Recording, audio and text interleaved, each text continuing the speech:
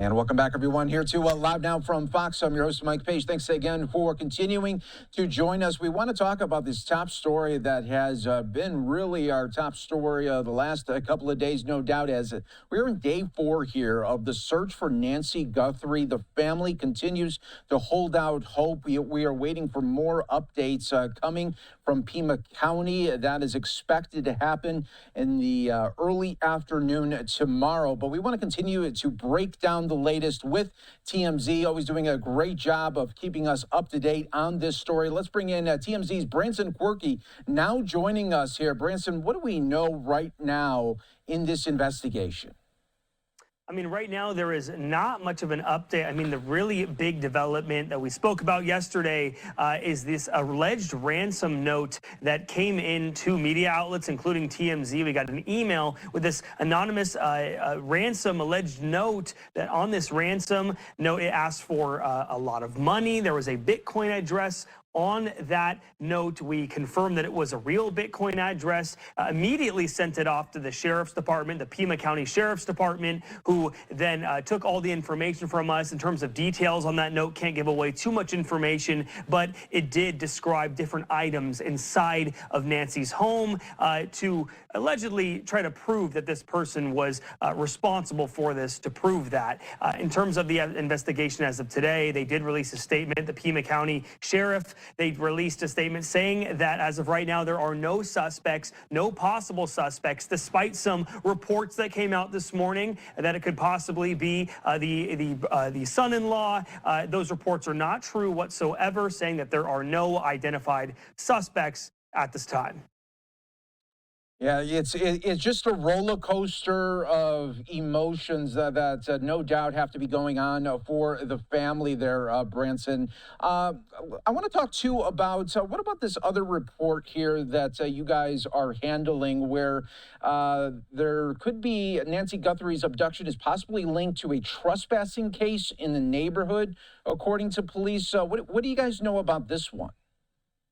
Right. Well, there's a neighbor that is about less than 10 minutes away. The Pima County Sheriff tells TMZ, we just found out that this man is reporting that around early January, a couple weeks or 3 or 4 weeks ago, he said that there was a suspicious trespasser that was on his property and triggered a motion sensor on his front lawn in the front yard. Immediately, a floodlight had come on, and on video, this person had just scattered away, is what this person is saying. Not too many details about exactly what that looks like, but in terms of this area, we got to talk about the area in Tucson where Nancy lived. If you looked where her house is, it was a long driveways, a lot of vegetation, very spread out. So when you say neighbor, it could be, you know, very far down the road here. So any type of person that is trespassing in this area, it's quite unusual. Yeah, no doubt about that, as we're taking some video here of the neighborhood as well as the home. Branson, I also want to ask you, what do we know about the movements of Savannah? We know that she's in Arizona helping with the investigation, but do we know if she is maybe going to be speaking at all to the cameras at an upcoming news conference coming up? I know a lot of her fans probably want to hear from her or her family. I mean, we have heard from Savannah, but only virtually on social media. She did give a statement saying that we just need prayer right now, kept it very brief, and it was heartbreaking to read, seeing what she's going through, putting yourself in the shoes of what Savannah is going through. At this very moment, we don't know whether or not Savannah is going to be speaking publicly on a microphone or on video or whatsoever at a press conference, but what we do know is that Savannah was scheduled to be a part of the coverage this Friday for the Winter Olympics opening ceremony, and throughout all of that during the Winter Olympics. And we've learned that she is no longer going to be a part of that. And we just learned that Mary Carrillo, who is a longtime reporter, is going to be replacing her as that co-host for that coverage on Friday. Yeah, I mean, talk about a whiplash effect. You think all last week Savannah is getting ready for the trip to Italy for the coverage of the Olympics, and then a total 180 happens, and you are now in the search for your mom's life. Right, and Mike, let me tell you, time is of the essence, as always, in missing person cases, especially with someone who's 84 and on very serious medication like she is for high blood pressure, cardiovascular issues, beta blockers.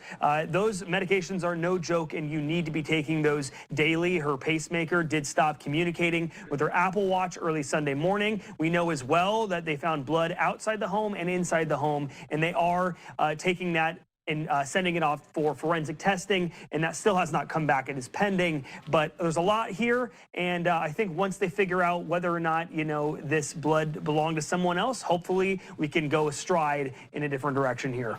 Yeah, great reporting as always, Branson. Thanks so much for joining us here on Live Now from Fox. I guess we'll definitely wait and see what Pima County says tomorrow for their news conference. We'll be bringing it to everyone, and we know that you guys at TMZ will be continuing to track the latest developments. We appreciate it as always. Thank you, Mike.